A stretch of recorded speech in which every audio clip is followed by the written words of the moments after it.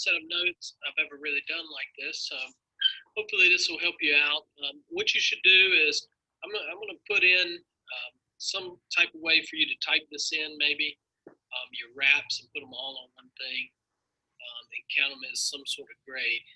But this is basically just to sort of give you a feel of what you already know, what you think you might know. Basically, try to get you into the what we're getting ready to go over and show you a little bit about in this case what is prehistory. So if you would look at the questions. How long ago do you believe mankind came into existence on the earth? From where does man originate, location or source? I'm looking more for location, to be honest. Source, you can put that in as well. In what country were the oldest human-like remains found?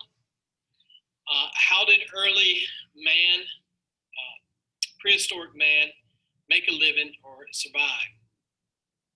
What are scientists who study fossils and artifacts called? If you think about those and maybe write in an answer, jot them down. There's no wrong answer here because I don't expect you to know this as we go along. Just something to think about as we go into the lesson.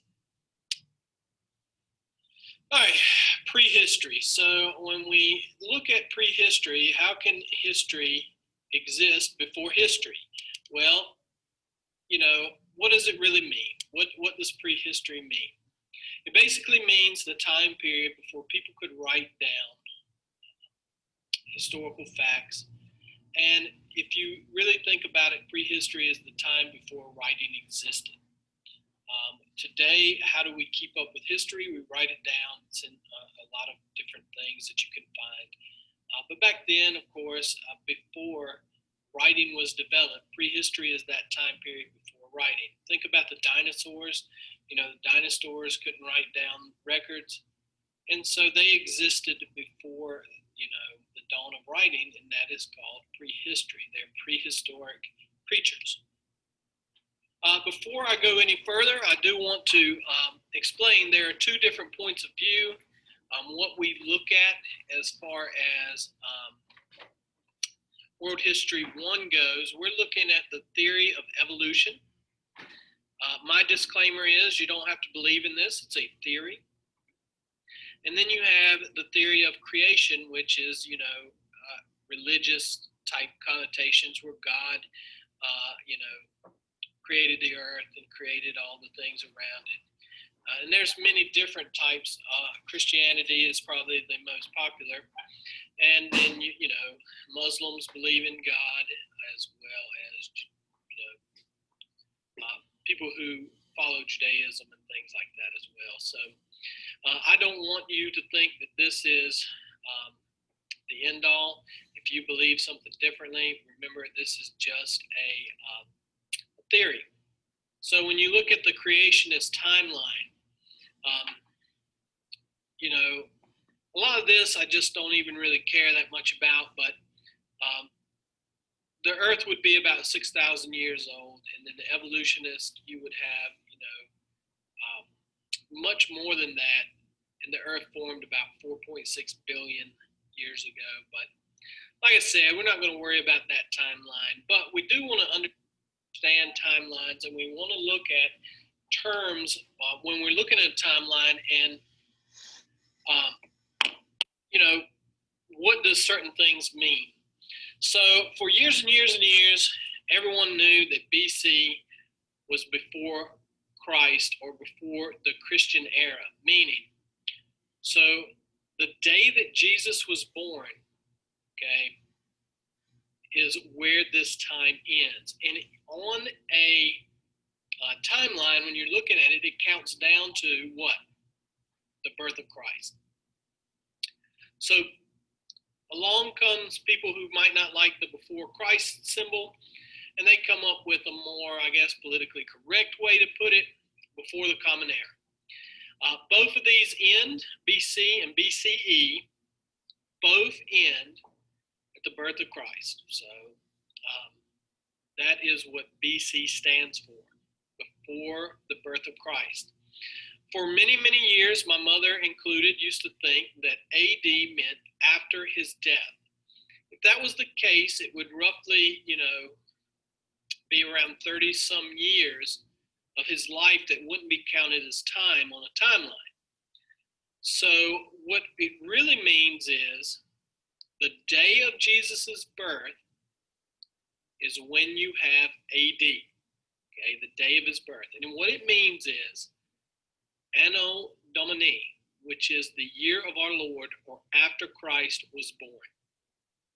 This is also called the Common Era, okay? So where are you on the timeline? If you look at this timeline and it starts over here on, 500 on the left, that's going to be your BC. All right, so the 322 BC is going to go on that line. And then AD is to the right, okay? When you look at the middle of the timeline and it's 1 AD, everything on AD counts up. For example, it's 2020, probably the worst year ever, right? If you look at that, it would go up, and it counts up instead of down. BC counts down to the birth of Christ, and AD counts up. So if you look, you're going to find your 322 BC here on the left-hand side of the first year AD, and then, of course, you're going to find 100 AD right here. Where is 0 on the timeline? Well, it's basically the birth of Christ. Okay. All right, timeline, the beginning of man. And this is a timeline where people have discovered certain archaeological digs, or anthropologists have studied, fossils of human-like creatures. And that's what a hominid is a human-like creature. So if you see the word hominid, it means human-like creature. And the first one was 4 million BC, and this is where the earliest hominids are believed to appear. These are not humans in the sense that we think about them. They're more like an ape-like creature. And then if you look at that, 2.5 million BC, the Paleolithic age begins. 1.6 million BC, that's when Homo erectus appears. Homo erectus is what they believe eventually will turn into Homo sapiens. Homo sapien is a scientific name for man. 200,000 BC, you have Neanderthals appearing. And then 40,000 BC, you have what they believe are our direct descendants of Cro-Magnons. Okay, Cro-Magnons are really what they consider modern man, or the first Homo sapiens. Neanderthals and Cro-Magnons lived, in unison together, but they're two different species of humans. All right, and that's probably a little confusing, something you really don't need to know, but basically it's believed that a lot of Neanderthals existed alongside of Cro-Magnons, but Cro-Magnons were far more advanced and eventually killed off the other human species. 8,000 BC, the last ice age, and the Neolithic age begins, and we'll talk about that really in detail. And then, of course, agriculture begins in about 8,000 BC. We'll look at that more in detail as well. Okay, so, think about this. You went on vacation today and suddenly you were stranded. How would you survive? What would your most pressing needs be? Okay, think about what you would want to take with you, okay? And think about what you need for survival, all right? Make a list of 3 things you would take care of immediately to ensure your survival. What kind of things are you going to do? What are you going to do to make sure that you're safe and that, your basic needs are taken care of? If you could have any 2 items, what would those 2 items be? No electronics. Electronics are not going to save you if you were stranded somewhere and then you needed to survive. One of the most famous movies right here, if you look at this, and you guys might know who Tom Hanks is the movie, what was the movie called? I've already forgotten. But basically, Um, he is stranded on an island, and he basically is talking to there. Um, he's got him a volleyball, and he calls him Wilson, and he talks to him because he's all by himself. He's stranded on an island, all by himself, and he doesn't have any way to get home, and he has to survive, so he has to eat the things that are there. He has to, drink water that is there, and it's very difficult to think about, but, how would you go about doing that?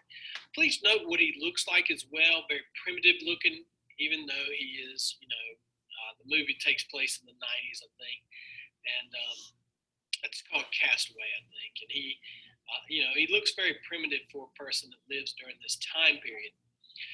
If you assess the following, what are the immediate needs you will need to deal with? Think about that. What are the things that you need in life that you just can't do without? What do you got to take care of? How long are you going to be there? Think about if you're there for a long period of time. I mean, what are you going to do? It's nice to think, well, I can make it out of here, but what if you can't? I mean, what if it's difficult to make it through there?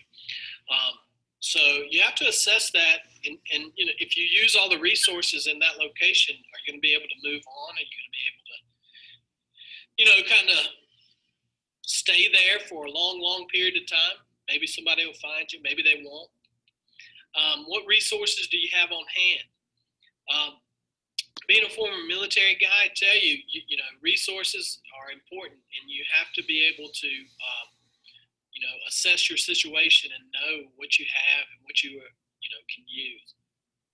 You're going to need fire. You're going to need things like that as you're stranded, and if you want to survive, you're definitely going to need these things. What resources can you find in your environment? Is there food there? Is shelter, water? Those are the three things you're going to need. What will you use for shelter? How might you find water? Are you going to drink the water that you find? What should you do to that water before you drink it? I'm telling you, you can't go to third world countries and drink their water because your body is and your immune system is not used to the bacteria that's in the water in other countries.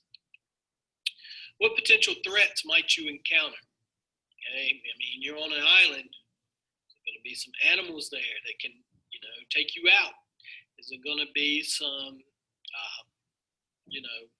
deadly bacteria or ants or, anything? When I served in Panama, one of the worst things that we ever encountered were sand fleas. They burrow down underneath your skin and they cause a lot of pain. But what are you going to encounter? What potential threats? And how are you going to protect yourself? Can you protect yourself? I know a lot of people would say yes, they can, but you technically, it's hard to imagine even somebody who is used to surviving in harsh conditions. It really depends on the time period and what do you have available to protect yourself with. So think about these things if you're out there on your own. I always think about The Walking Dead when I think about Prehistory Man. We'll talk more about that as we go along. All right, so your vocabulary words that's not in the textbook. Archaeology, the study of people and cultures through their material remains. And once again, you've probably already looked up your vocabulary words in various different ways. One of my former students had a great way of looking it up. What he would do is go on Quizlet and find the section that we're on, like, for example, World History 1.2, Prehistory, vocabulary words, and then he would write them from there. It's the easiest way. I'm telling you, that's the easiest way to do it. But however you want to look up the words, it's fine. But here's one of the definitions: the study of people and cultures through their material remains. And so they don't look at fossils. And what a fossil is, basically the remains of a human, bone. It can be other things like poop, excrement, that sort of thing. Archaeologists can look at those, I guess what you would consider turds, and they can determine what, early man ate. Remember that we don't have any written records, so we have to look at how they lived, okay, through their material remains and in some cases through fossilized remains as well. So the next thing, carbon dating, a test used by archaeologists to determine the age of remains of once living items such as bones, wood, ash. All living things contain carbon-14, a radioactive element. And if a plants, wood, things like that, they're living things, okay? They have carbon, and we can test them and kind of get the age of the remains that we're looking at. So oral language is communicating through spoken sounds and or words. It's just like talking. If you talk to someone, that is an oral language, spoken words, sounds. And then what we've been talking about, prehistory, the period of time before writing was invented. All right, whenever I think about early humans, I think about the Walking Dead. All right, so let's say there was an apocalyptic event. What are you going to do? Early humans were nomadic. That means they moved from place to place in search of food and water and shelter. These are your three bare necessities. You have to have these things to survive. Eventually, people began to live in settled communities. Make a list that compares and contrasts nomadic people with settled people. You don't have to do this one. I don't worry about this rap, but consider how their everyday lives would be different. How would your life be different if you didn't live in a house? How would your life be different if you had to search for food and water and shelter every day? Think about The Walking Dead. Okay, if you've never watched it, zombie apocalypse, guys are running around, they're looking around for food, they're looking around for, in this case, we produce food. We were food producers, but at this time, you no longer producing food because the world's in chaos. No one to work the farms. People are, very few people are actually still alive. And so they're scavenging for food. They're looking for food. And eventually they have to decide, how are we going to survive? Because, we're not producing food anymore. And usually they become sort of hunter-gatherers first, and then they start farming, kind of like what we see with the Paleolithic and Neolithic. This is a picture of Lucy. Lucy is not a human. It is a species called Australopithecus. Her remains were found by an anthropologist named Donald Johanson. And, when he finds her, he names her after a Beatles song, Lucy in the Sky with Diamonds. Okay. This is what they believe early human beings look like. If you'll see, very primitive weapons. The hominid in the middle there has a rock in his hand, Stone Age, and then has some sort of spear stick in his right hand, which he is using for different reasons. They use these tools for hunting, you see them breaking branches, trying to, produce some sort of shelter, and even some kind of fire. Okay, so writing. If you want to write a little something about being a caveman, imagine you're standing inside of a dark, damp cave with several of your cave buddies looking at a green valley. As you stand at the opening of the cage, what are some of the things you hear, see, smell? Okay.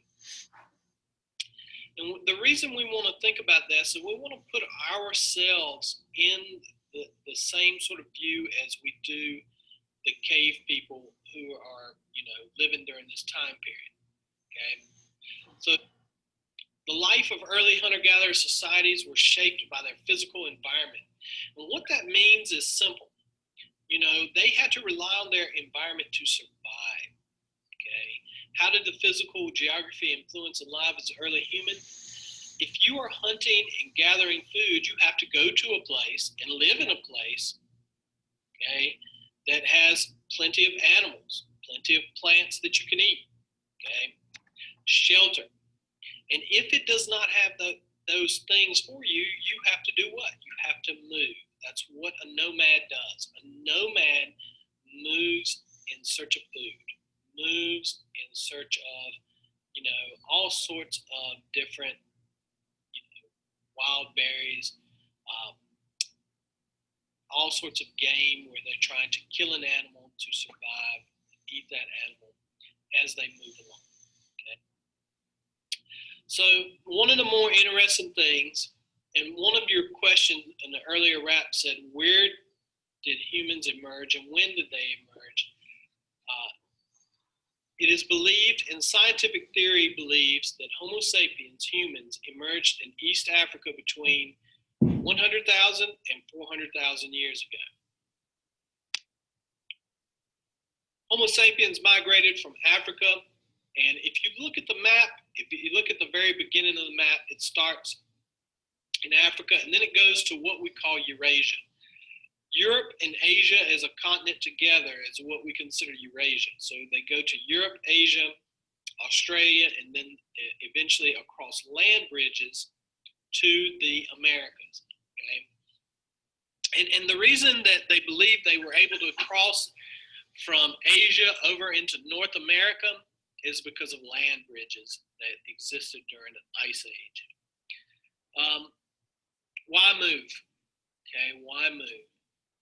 Why do you think that early humans had to move? You know, it's an interesting thing because in general, why would anyone move somewhere else? Well, think about why people move today. You move because you get a better house. You move because you got a better job. During this, early humans and hunter-gatherers, they had to move where food was available, the availability of wild plants and animals, so they could survive. If you look at this, they were totally dependent on their environment, okay? And it means they were also very limited, okay? Limited by their environment. So what would you do if you looked at this today? You would say, all right, how would I live in the wild? Hunting, right? You would kill animals, cook them, and eat them. Fishing, okay? You would try to catch fish. Now, back then, it's widely believed that they, probably difficult for them to catch fish, but if they could, they would catch them. In many cases, mostly, if you look at the picture, most of them tried to hunt larger animals because those sort of things last longer. They also can use probably every part of the animal. They use the bones, they use the hide to make clothes and things like that. What would it be like? So if you're out in the wild, can you just pick berries and eat them? Probably wouldn't be the safest thing to do. But during this time, their immune system's probably pretty sturdy, and they probably could eat stuff that we probably wouldn't want to do right now. Dangers. What is the dangers of this? Well, I mean, you can look at this. If you're trying to kill an animal like this, it's going to be dangerous. This is a woolly mammoth. It's very large, and if it gets a hold of you, it can do some damage, pretty sure. Poisonous foods. If you did eat a poisonous plant back then, one of the things you learn about ancient history, a lot of people died from what we call the amoebic dysentery. It's basically diarrhea. Back then, if you got diarrhea, it could be fatal because the person would stay sick and they would become dehydrated, and eventually they would pass away from that, sort of dehydration. All right, so think about what you've learned so far about early man. Okay. Early human societies, through the development of culture, began the process of overcoming the limits set by physical environment. Okay. All right, so what we're going to do now is we're going to look at the characteristics of hunter-gatherer societies. This is really important. This will definitely be on tests and quizzes, things that we come up with for you to take on this. Hunter-gatherer societies during the Paleolithic Age. The Paleolithic Age is called the Paleolithic Age, which means the Old Stone Age. Okay. It's called Paleolithic Age. It's Greek for Old Stone Age, and this is the earliest sort of hunter-gatherer societies that we really look at. They were nomadic, meaning they migrated in search of food, water, and shelter. Now, when we talk about inventing the first tools, very simple. they would take a rock and sort of scrape the rock or beat it against another rock or do something to shape it into like an axe. Okay, they didn't have a handle. They didn't tie the end of it on something like an axe, but they put it in their hand and used it that way. Most of them used, sticks or bones or things like that to make spears with them. Very simple weapons, not complex, okay? Not like a bow and arrow, nothing like that.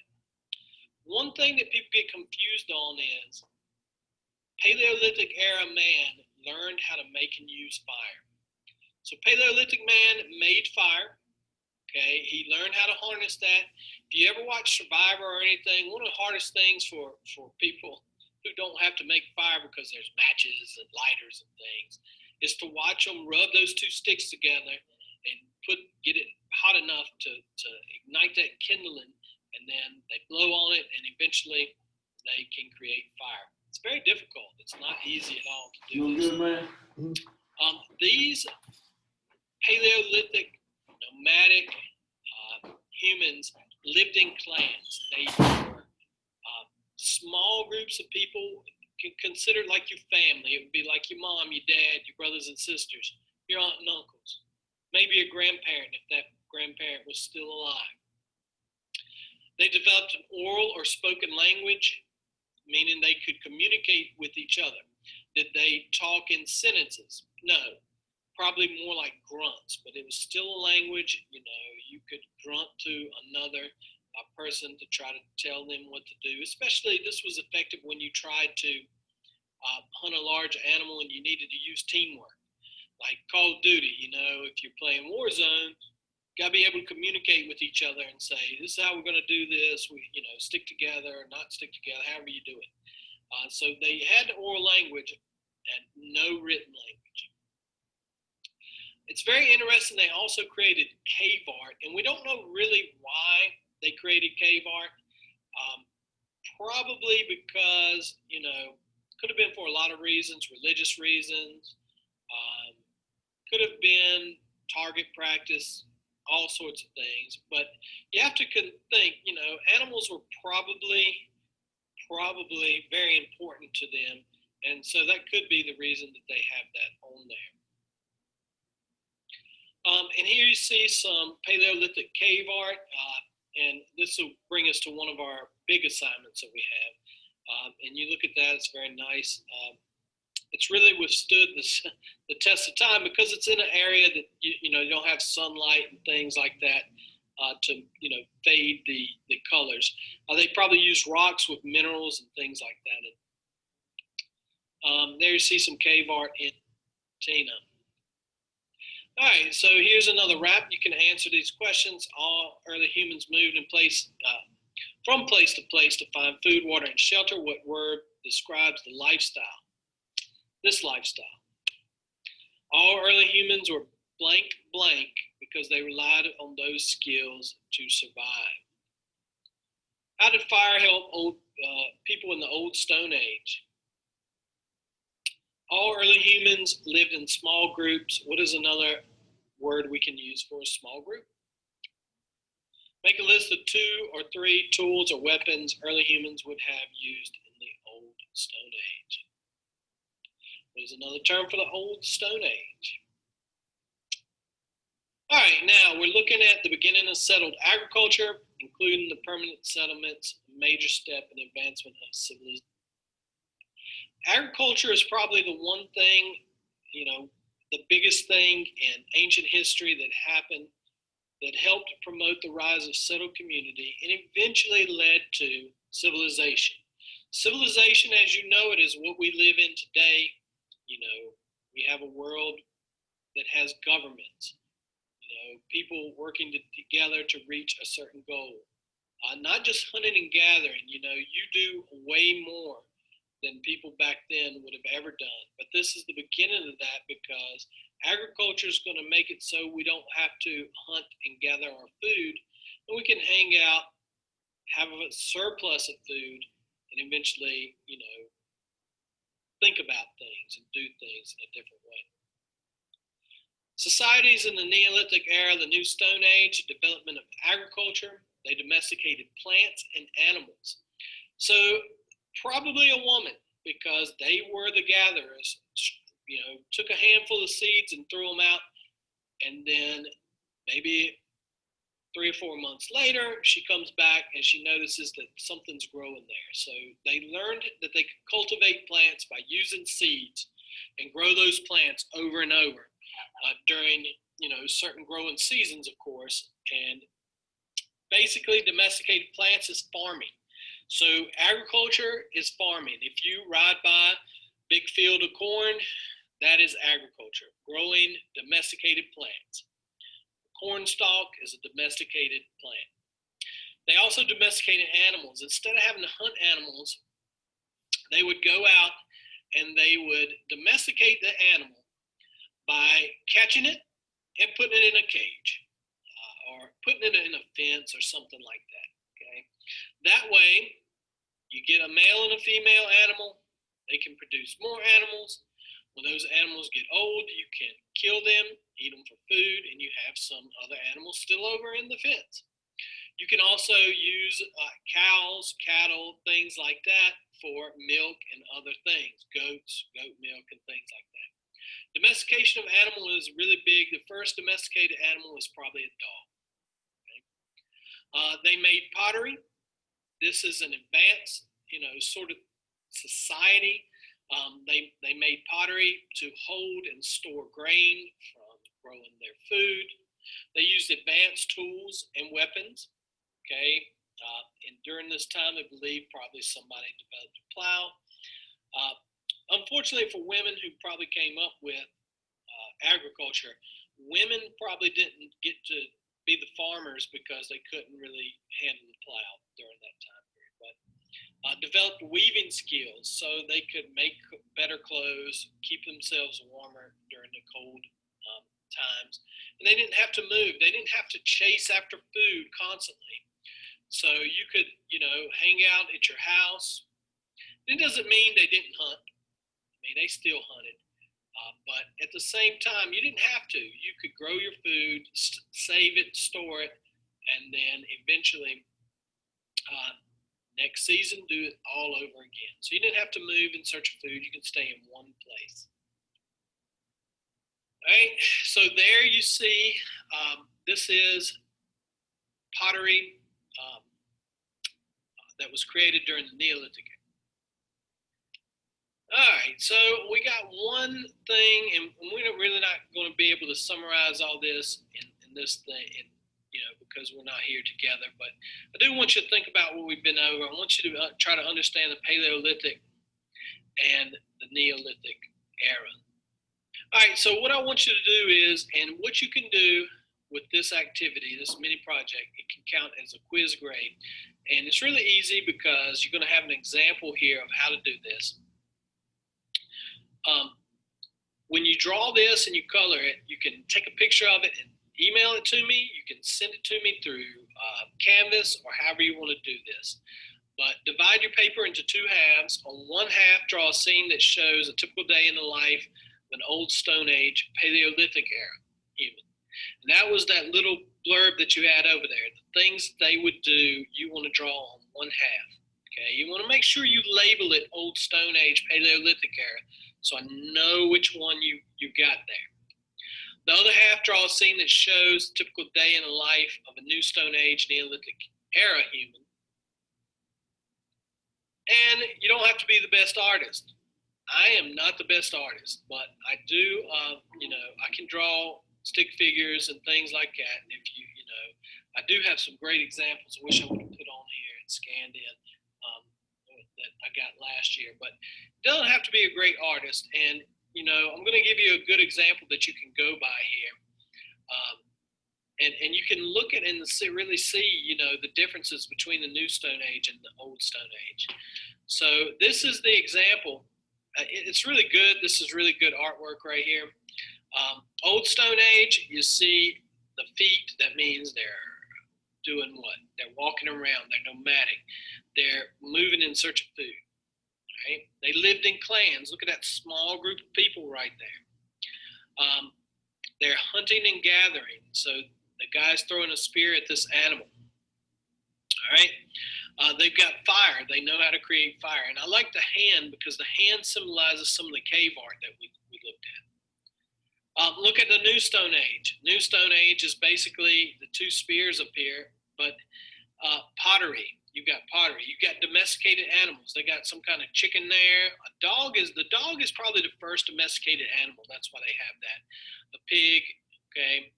People don't have to move, so they drew little houses. So people are living in houses now. They're showing what they've grown, how they domesticated a plant here, which is some sort of grain. All right, so your cave art mini project is really what you want to end off here. So I'll even try to put something into Canvas, so maybe you could, draw on it or whatever. I'm not sure.